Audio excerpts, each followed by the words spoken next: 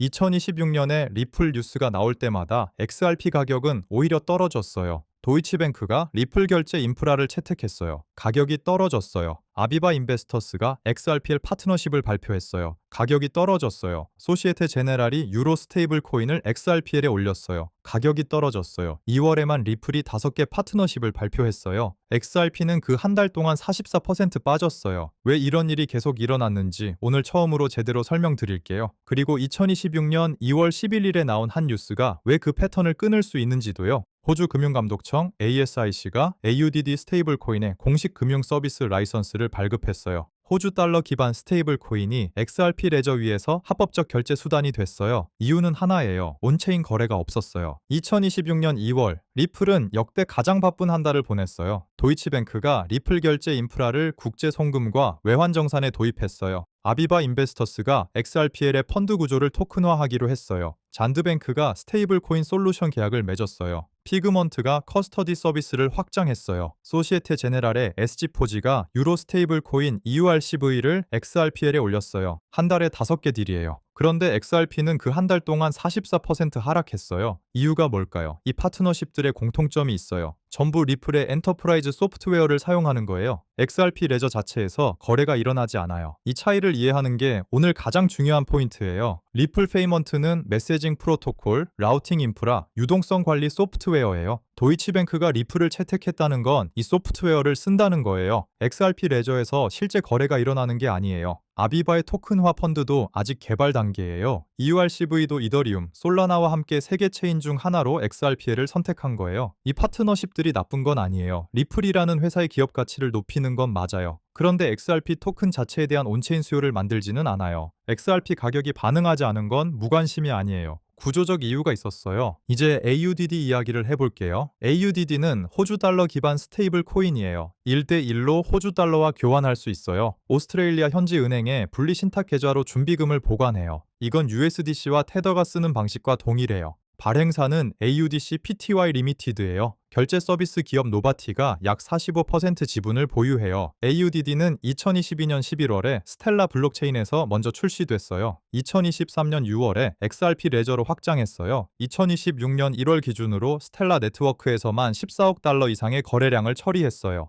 기관 파일럿과 크로스보더 결제 사용처에서요. ASIC가 실험적인 개념의 라이선스를 준 게 아니에요. 이미 실제로 작동하고 있던 스테이블 코인의 공식 인가를 준 거예요. 2026년 2월 11일 호주 증권투자위원회 ASIC가 발표했어요. AUDC Pty 리미티드의 AFSL 라이선스 번호 70만 123을 발급했어요. 비현금 결제 수단 제공 권한을 부여하는 라이선스예요. 이 라이선스 카테고리가 핵심이에요. 비현금 결제 수단이라는 분류는 투자 상품이 아니라 실제 결제에 쓰이는 금융수단을 뜻해요. 이 라이선스가 발급된다는 건 호주 은행과 기업들이 AUDD를 사용해도 규제 리스크가 없다는 공식 확인이에요. 라이선스 이전에는 어떤 금융기관이든 AUDD를 사용하면 컴플라이언스 문제가 생길 수 있었어요. 대부분이 그래서 사용을 미뤘어요. 이제 그 장벽이 사라진 거예요. 호주 은행과 기업들이 법적 모호성 없이 AUDD로 온체인 결제를 할 수 있어요. 이 차이를 명확하게 말씀드릴게요. 도이치뱅크는 리플 소프트웨어를 써요. XRP 레저에서 거래가 일어나지 않아요. AUDD는 XRP 레저 위에서 직접 거래가 일어나요. 호주 은행이 AUDD로 결제할 때 그 거래는 XRP 레저의 블록에 기록돼요. 이건 XRPL이 호주 금융법에서 합법적인 결제 인프라로 인정된다는 뜻이에요.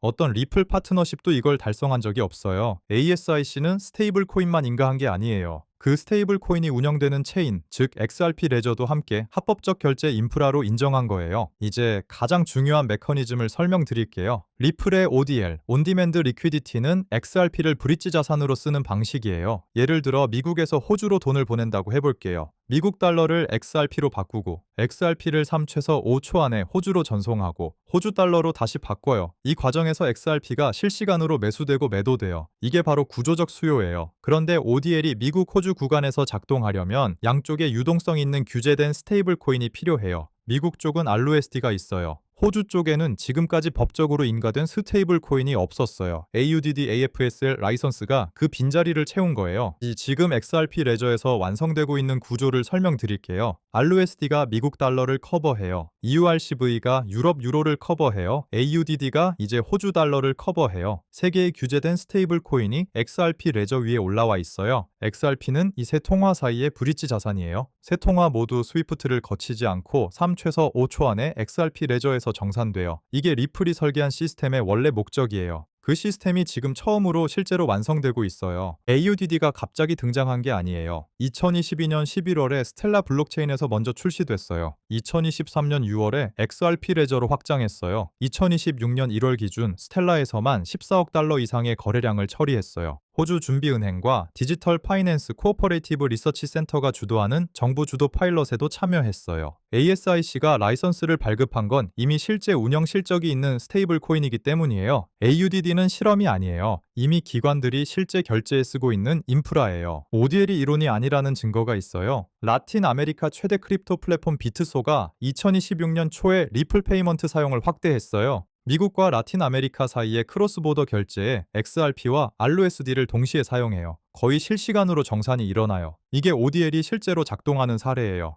XRP가 한쪽에서 매수되고 다른 쪽에서 매도되면서 실제 토큰 수요가 생기고 있어요. AUDD가 호주 달러 구간에서 같은 역할을 하게 되면 미국 호주 구간 ODL 볼륨이 생겨요. 이건 프레스 릴리스가 아니에요. 온체인에서 실제로 일어나는 거래예요. 이 지금 현재 XRP 레저의 온체인 지표를 공유해 드릴게요. 일일 성공 거래 건수 약 270만 건이에요. 활성 주소 약 4만 개예요. 디파이 자동 시장 메이커 유동성 풀 약 2만 7천 개, 고유 토큰만 6천 개 이상이에요. 약 1200만 XRP가 이 풀에 잠겨 있어요. XRP 레저의 토큰화된 실물 자산은 3월 11일 기준 4억 6,100만 달러예요. 2026년 첫 두 달 동안 추가된 토큰화 자산이 2025년 전체를 넘어섰어요. 레저가 사용되고 있어요. 실제 기관들이 실제 거래를 하고 있어요. 토큰 가격과 온체인 성장 사이의 괴리가 지금 벌어져 있는 상태예요. 한국 시청자 입장에서 정리 드릴게요. 2026년 내내 리플 뉴스가 나올 때마다 가격이 빠졌어요. 많은 한국 투자자들이 리플 뉴스는 가격에 영향 없다고 포기하기 시작했어요. 그런데 그 뉴스들이 왜 가격에 영향이 없었는지 이해하면 다음 단계가 보여요. 이건 단순한 뉴스 이해의 문제가 아니에요. 어떤 뉴스가 실제로 XRP 토큰 수요를 만드는지를 구분하는 거예요. AUDD 라이선스는 그 구분선에서 처음으로 오른편에 있는 뉴스예요. 호주만 이 방향으로 가고 있는 게 아니에요. 미국은 지니어스 액트로 스테이블 코인 프레임워크를 만들었어요. 클래리티 액트가 4월 통과되면 XRP는 디지털 상품으로 분류되어 유럽은 미카 규정으로 스테이블 코인을 이미 규제하고 있어요. EURCV가 미카 컴플라이언트 유로 스테이블 코인이에요. 호주는 AFSL 프레임워크로 AUDD를 인가했어요. 세 개의 주요 금융 법역에서 동시에 스테이블 코인 규제가 완성되고 있어요. 그리고 세 법역 모두에서 인가된 스테이블 코인이 XRP 레저 위에 올라와 있어요. 이건 우연이 아니에요. XRP 레저가 글로벌 다통화 결제 인프라로 자리를 잡아가고 있어요. AUDD 라이선스가 끝이 아니에요. 다음 단계들이 있어요. 첫 번째, 호주 은행들이 실제로 AUDD를 사용하기 시작해야 해요. 라이선스는 장벽을 없앤 거고 실제 사용은 각 은행의 결정이에요. 두 번째, 미국 호주 구간 ODL 볼륨이 생겨야 해요. AUDD가 RUSD와 짝을 이뤄 ODL 경로가 열려야 해요. 세 번째, 클래리티 액트 4월 통과가 필요해요. 미국 측 규제가 완성돼야 미국 호주 ODL이 대형 기관들에게도 열려요. 네 번째, 리플이 AUDD를 공식 ODL 통화로 채택해야 해요. 이 4단계가 완성될 때 AUDD는 XRP 수요를 실제로 만들기 시작해요. 오늘 하나만 기억하세요. 2026년에 리플 파트너십들이 XRP 가격을 못 올린 건 뉴스가 나빠서가 아니에요. 그 파트너십들이 XRP 레저 위에서 실제 거래를 만들지 않았기 때문이에요. 호주 AUDD 라이선스는 달라요. XRP 레저 위에서 직접 거래가 일어나고 XRP가 브릿지 자산으로 쓰일 수 있는 구조예요. 처음으로 가격과 펀더멘털이 연결될 수 있는 조건이 만들어지고 있어요. 오늘 내용을 정리할게요. 2026년 2월 11일 호주 ASIC가 AUDC PTY에 AFSL 라이선스를 발급했어요. AUDD가 XRP 레저 위에서 공식 결제 수단이 됐어요. 이건 도이치뱅크, 아비바 파트너십과 달리 온체인에서 직접 거래가 일어나요. XRP 레저가 호주 금융법 하에서 합법적 결제 인프라로 인정됐어요. RUSD, EURCV, AUDD, 세통화 스테이블 코인 삼각구도가 완성됐어요. ODL이 미국, 호주 구간에서 작동하면 XRP 수요가 생겨요. 이건 가격 기대가 아니에요. 온체인 거래 메커니즘이에요. 앞으로 주목할 포인트 4가지예요. 첫 번째, 호주 주요 은행들의 AUDD 실제 사용 공식 발표예요. ANG, 웨스트팩, 코먼웰스뱅크 같은 대형 은행들이 라이선스를 근거로 AUDD를 사용하기 시작할지 지켜보세요. 두 번째, 리플의 ODL 경로 확장 발표예요. 미국, 호주 구간 ODL이 공식적으로 열리면 XRP 브릿지 볼륨 데이터가 온체인에서 확인될 거예요. 세 번째, 클래리티 액트 4월 표결이에요. 통과 후 미국 기관들이 ODL에 참여하는 속도가 달라져요. 네 번째, 다른 국가의 규제 스테이블 코인 XRPL 탑재예요. 일본, 싱가포르, UAE 이 같은 국가에서 비슷한 움직임이 있는지가 중요해요. 오늘 영상에서 가장 중요한 건 이거예요. XRP 가격과 리플 펀더멘털 사이의 괴리가 2026년 내내 이어졌어요. 그 이유가 오늘 설명드린 구조에 있었어요. 엔터프라이즈 소프트웨어 파트너십은 리플 회사에 좋지만 XRP 토큰 수요는 안 만들어요. 온체인 거래가 일어나야 XRP 수요가 생겨요. AUDD는 그 온체인 거래가 가능한 구조를 만든 첫 번째 사례예요. 그 다음은 실제 볼륨이 생기는 걸 기다리는 거예요. 오늘은 2026년 리플 파트너십들이 왜 XRP 가격을 못 올렸는지, 호주 AUDD AFSL 라이선스가 왜 다른지, ODL 삼각 스테이블 코인 구조의 의미, 그리고 다음 단계에서 뭘 봐야 하는지 설명드렸어요. 코인포럼 텔레그램에서 호주 주요 은행 AUDD 사용 발표, 클래리티 액트 4월 표결 속보, ODL 미국 호주 구간 개통 소식을 실시간으로 공유해 드릴게요. 영상 설명란 링크로 무료 참여하세요. 구독과 좋아요 부탁드리고 다음에도 좋은 정보로 찾아뵙겠습니다. 코인포럼이었습니다.